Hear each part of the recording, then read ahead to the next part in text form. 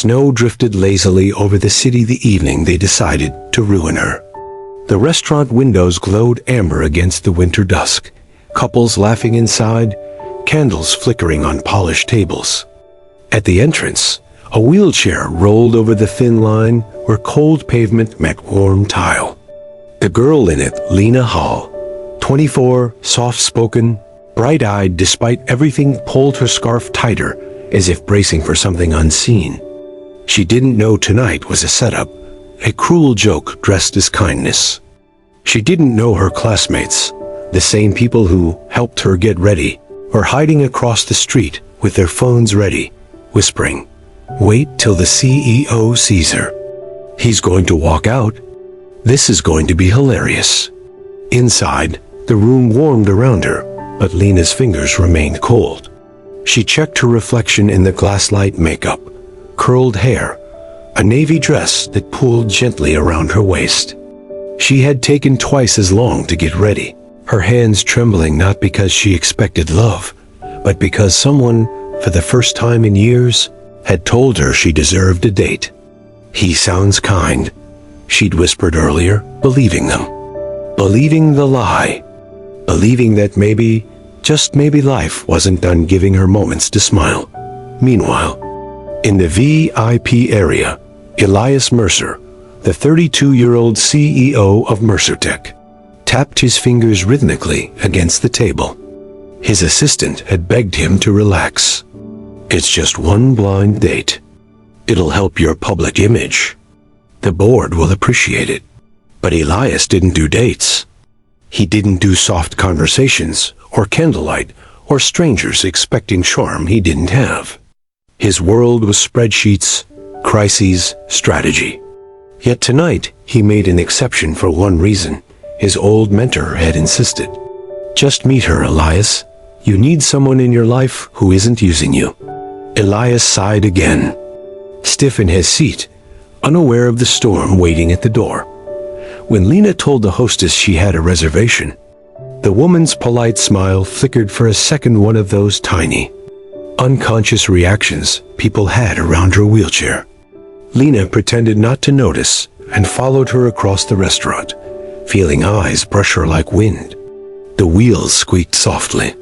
The room quieted for half a second, barely noticeable, but she felt it like a weight on her chest dot, and then she saw him. Elias looked up from his phone and froze. Not because she was in a wheelchair, but because her eyes met his with a softness that was completely unguarded, completely honest, something he hadn't encountered in a long time. He stood instantly out of respect, instinct, surprise. Lena blinked, confused. She expected him to hesitate, to flinch, to look away the way so many did. But he didn't. He stepped forward, pulled her chair gently into place, and said quietly, "You must be Lena." Her breath hitched. No one had ever moved her chair so naturally, without awkwardness or pity. Across the street, the classmates recording the scene faltered. This wasn't what they expected at all. "Thank you for meeting me," Lena whispered, still unsure if she belonged in this moment. Elias sat. "Thank you for coming." But before Lena could ease into the comfort of his unexpected kindness, one of the girls across the street loudly sent a text to Lena's phone. A message that would shatter her calm and expose the truth behind tonight's date. Lena's fingers brushed the edge of her phone, but she hesitated to check the notification. Tonight was rare a moment she didn't want interrupted. So she pushed the phone deeper into her lap and offered Elias a soft smile. But underneath that calm expression, her memories lurked like a shadow. Years of whispers in hallways. Teachers offering pity disguised as kindness. And classmates who pretended to be friendly only when the cameras were on. She had grown used to smiling through this thing. Elias's gaze followed her hands for a second. He sensed tension, not fear, but something quieter, deeper. The kind of tension built from being disappointed too many times. But he didn't pry. He only lifted the menu and said, "The soup here is good. You look like someone who likes warm things." His voice was smooth, unexpectedly gentle for a man known in the business world as stone-hearted. Lena laughed under her breath. Is that really something you can tell from looking at a person? Elias shrugged, almost shy. I noticed details. This time, she believed him, but believing was dangerous. Her life had taught her that softness usually hit a sharp edge. Her classmates had taught her that kindness often came with laughter behind her back. Even tonight, as she sat across from a powerful man who treated her with surprising respect, a little voice whispered, "Don't trust this. People don't change. Because people didn't?" Her mind drifted to the accident. 5 years earlier, the crash that stole her mobility and her dreams in one brutal, twisting second. She remembered the days she couldn't feel her legs, the weeks she couldn't feel her hope, and the months when every mirror reflected someone she didn't recognize.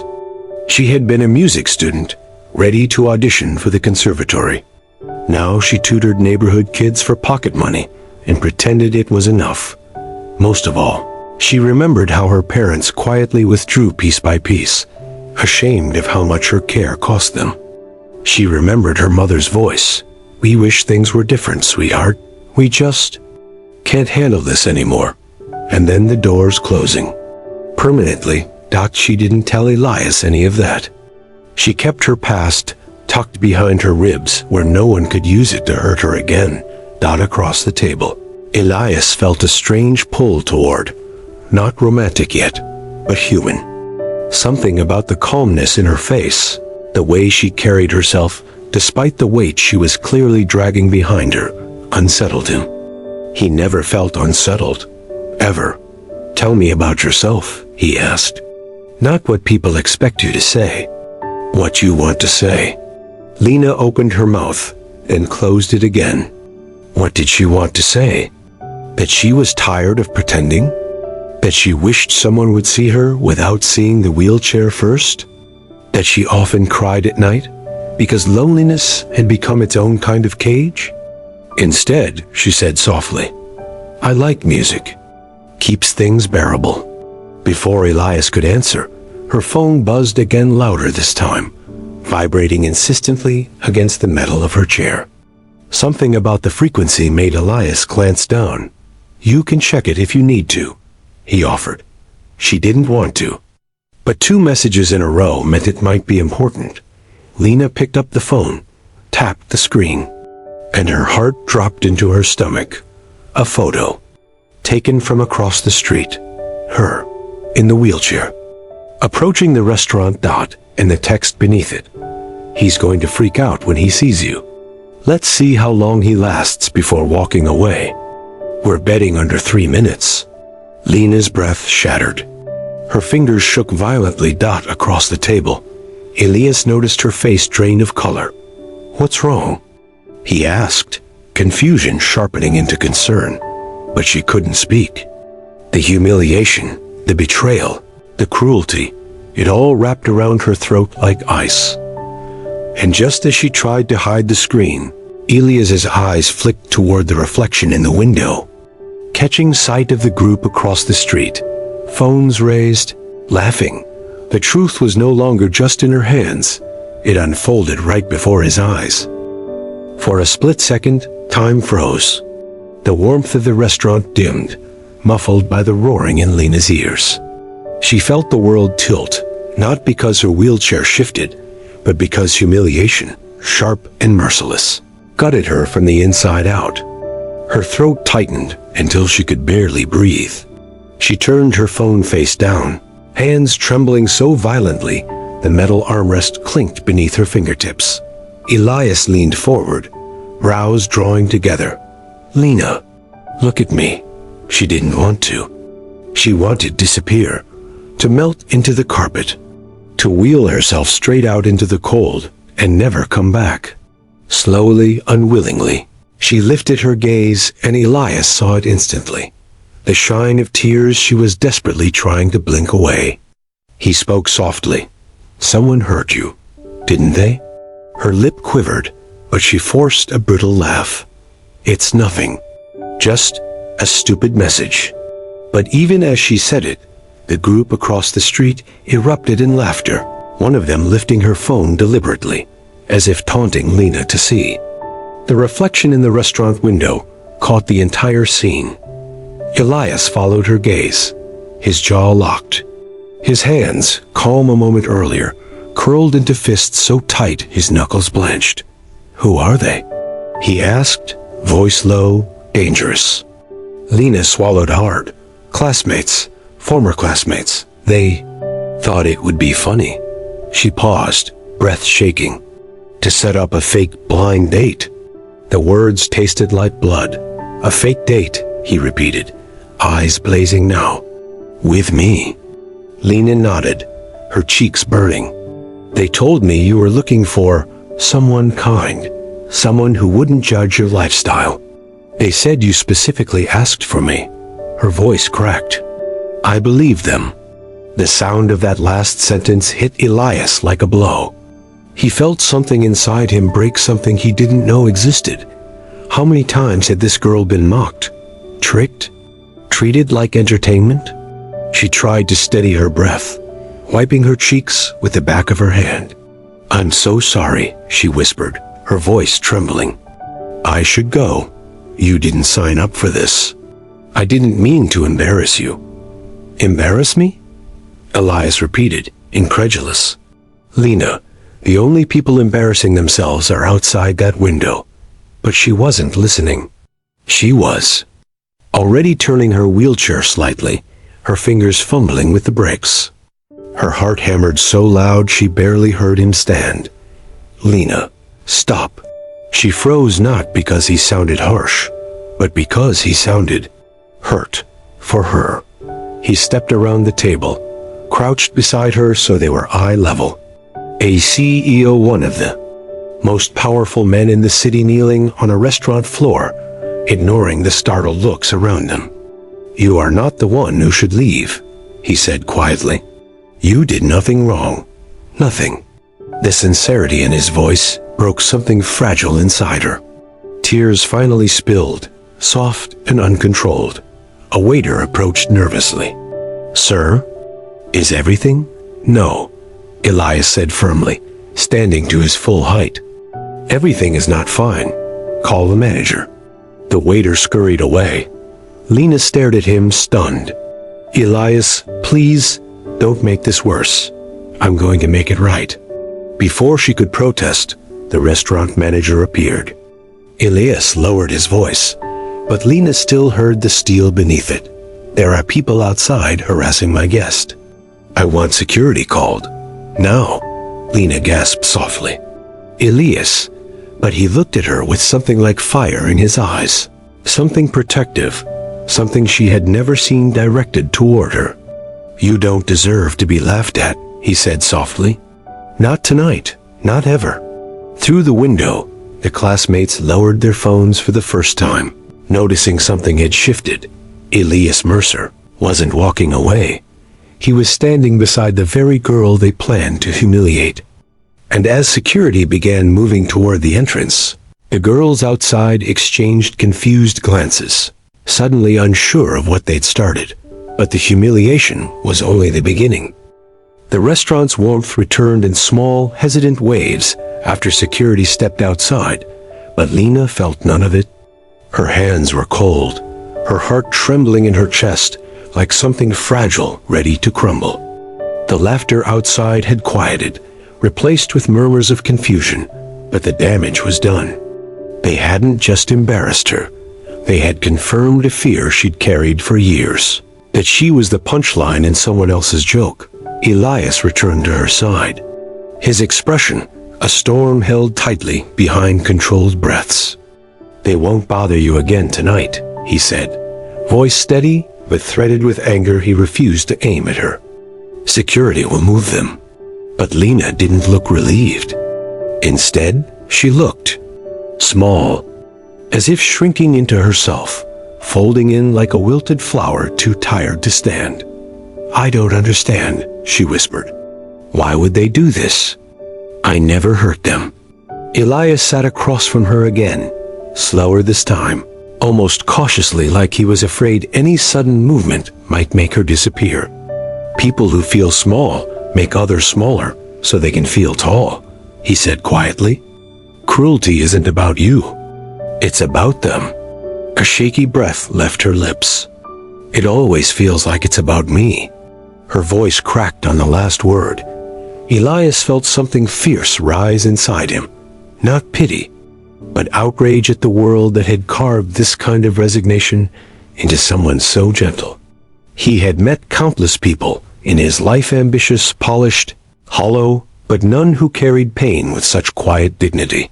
Tell me what they've done before, he asked softly. Lena shook her head. It doesn't matter. It matters to me. She blinked, startled by the sincerity in his tone. No one had ever insisted like that. People asked out of politeness, not intention. But Elias looked like he meant it. Like her story wasn't a burden, but something he wanted to understand.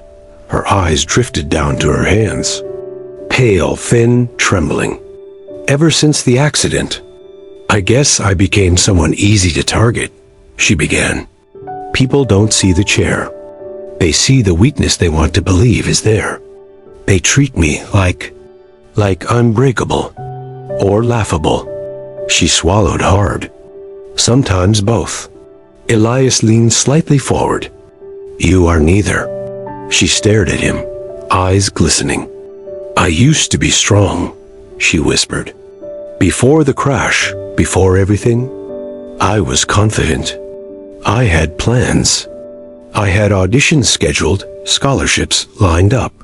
My teacher said I was going to be something. What happened? Elias asked gently. She inhaled, and the breath wavered. My parents were driving me to a performance. A truck ran a red light. I woke up 3 days later. They didn't. Elias stilled. The room blurred around him. Lena, I'm so sorry. She looked down sharply, as if the apology cut deeper than silence. After that, everything changed. My relatives didn't want the responsibility. My classmates treated me differently. Doors closed everywhere I turned. Her voice thinned. I learned to smile even when it hurt, because people get uncomfortable when you don't. Elias's throat tightened. He had known loss, but not like this, not this layered grief, not this loneliness carved into bone. You shouldn't have gone through all of that alone, he said. She tried to smile, but it broke halfway. Everyone goes through things alone. Not everyone, Elias said, leaning closer. And not you. Not anymore. Her breath caught, and for the first time that evening, the tremble in her hands eased. But before she could respond, security returned. Sir, one guard said quietly, the girls are refusing to leave. They're saying you can't make them. And now they're threatening to post the video online. Lena's face drained again. Elias stood slowly, calm, cold, dangerous. Then I'll deal with them myself. The guards exchanged uneasy glances, and Lena watched him walk toward the entrance, her pulse thundering, terrified of what would happen next. Elias walked toward the restaurant entrance with a calm so sharp it felt like a blade. Diners turned their heads as he passed, sensing the shift in the air. Lena watched from her table, breath caught in her throat, terrified not of him, but of what the world might do to him for defending her. People who stood up for her always paid a price. People who cared. Didn't stay long, but Elias didn't slow down. His stride was precise, intentional, each step echoing the kind of authority that could silence a room without a single word. Outside, the cold wind slapped against his face as the glass door swung shut behind him. The group of girls, 5 of them, straightened in shock when they saw him approaching. Their laughter died instantly. The tallest girl, Kara the ringleader, forced a smirk. Oh wow, he actually came out. Must be real embarrassing for you, huh? Didn't expect your date to roll in like that? Her friends giggled, but it was weaker now, uncertain. Elias didn't answer. He looked each of them in the eyes, his expression unreadable. Calm, too calm. Give me your phones, he said quietly. The girls blinked. Huh? Your phones, he repeated. All of them. Kara scoffed. Who do you think you are? You can't talk to us like you recorded her without consent, Elias interrupted, voice low, dangerously soft. That's against the law. And you planned a harassment stunt. That's also a chargeable offense. The girls stiffened. He continued, but I'm giving you a chance to walk away without consequences. Hand over the phones. Kara crossed her arms. Or what? You'll call the cops? No, Elias said. I'll call the school administration. And since Mercer Tech funds most of your campus's tech and engineering programs, his stare hardened. Let's just say your futures would change very quickly. The color drained from their faces. One girl instantly held out her phone. Another did the same, trembling. Kara hesitated, glaring at him with a mixture of fear and defiance, but finally dropped hers into his hand. Elias powered each phone off and handed them to security. Return these after you delete the footage in front of my legal team. They'll be here in 10 minutes. Security nodded and stepped aside. But just when the girls thought the nightmare was over, Elias delivered the twist they never saw coming. You thought you humiliated her, he said. But you humiliated yourselves. Kara stammered. It was just a joke. No, Elias cut in. A joke is funny. What you did was cruelty with a camera.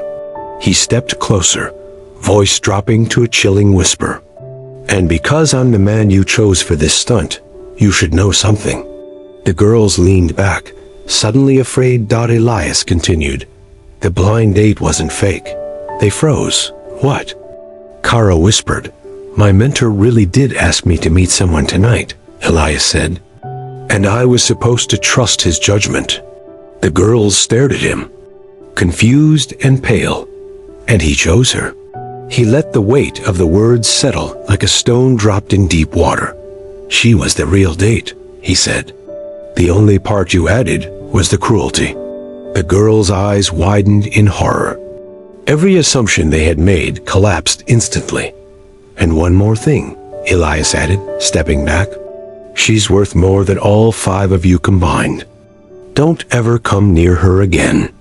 Security escorted them away. No more laughter. No more phones raised. Just trembling silence.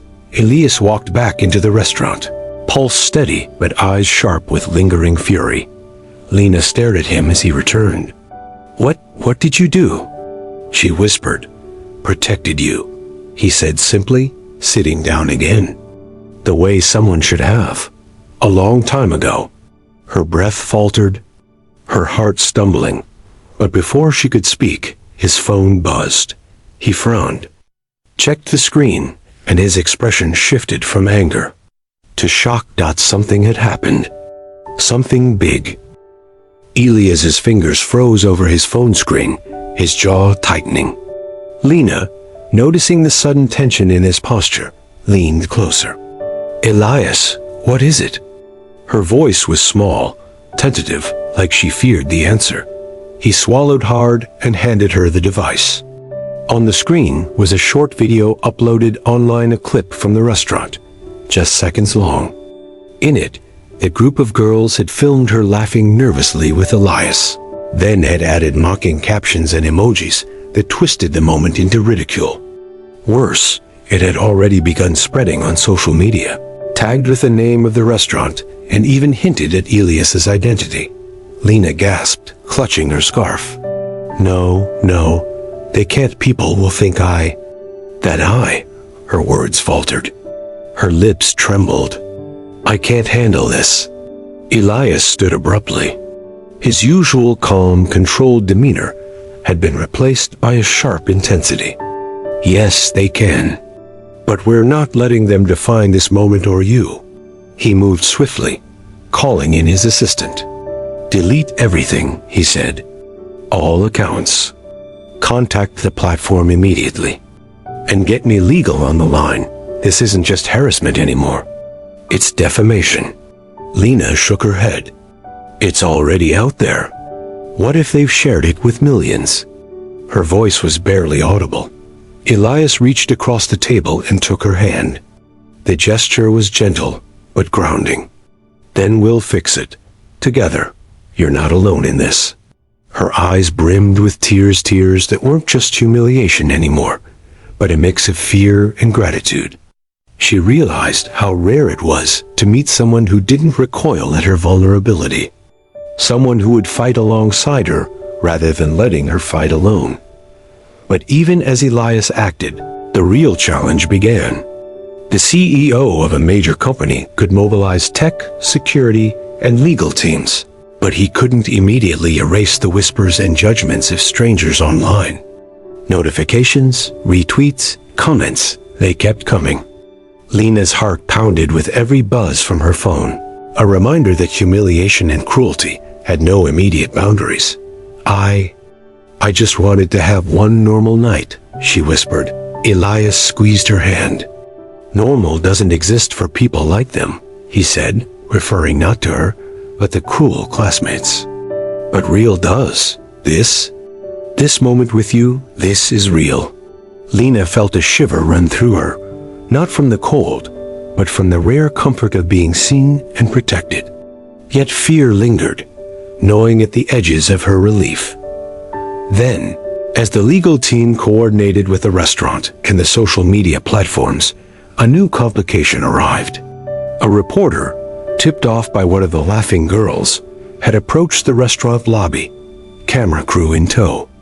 They wanted a statement, a clip, a viral reaction. Elias's fists clenched. Lena's heart raced.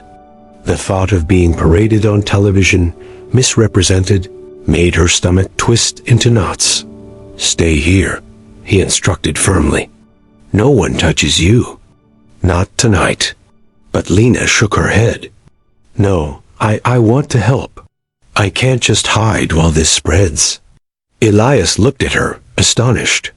You want to face it? She nodded. I've been running for years. Maybe it's time I stopped. A moment of silence passed. Outside, the world waited, judging, commenting, watching. But inside, something shifted. Lena felt a spark of courage she hadn't known she had.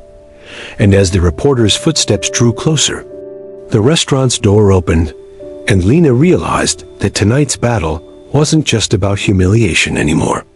It was about claiming her voice. The restaurant door opened, and the reporter stepped in, camera rolling, clipboard in hand. Elias positioned himself slightly in front of Lena, a protective barrier, but he didn't speak over her. Instead, he gave her a small nod, the kind that said, "You can do this." Lena's heart pounded. Her hands shook as she pushed the wheelchair forward, the device that had once felt like a symbol of limitation, now the platform from which she would reclaim herself. She faced the camera, cleared her throat, and spoke with a voice that trembled at first, then strengthened with each word. I am Lena Hall, she said. Yes, I use a wheelchair. Yes, some people tried to humiliate me tonight. But that doesn't define me. I am more than what others choose to see. I am a person, and my worth is not a punchline. And tonight, I refuse to let anyone else write my story for me. Her words rang clear through the microphone, through the rolling cameras, through the buzz of smartphones everywhere. The restaurant fell silent. Elias felt a lump in his throat as he watched her stand, not physically, but in courage, in spirit. The reporter hesitated, then lowered the camera. That's powerful, she admitted. Do you have a message for the people who shared the videos? Lena looked at the lens, her gaze unwavering. Treat others with kindness. Think before you act. And remember that what seems like a joke to you can be a lifetime of pain for someone else. But it's never too late to make it right. The cameras stopped rolling.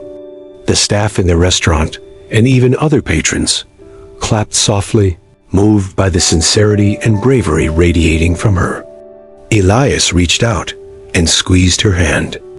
"I knew you could do this," he said.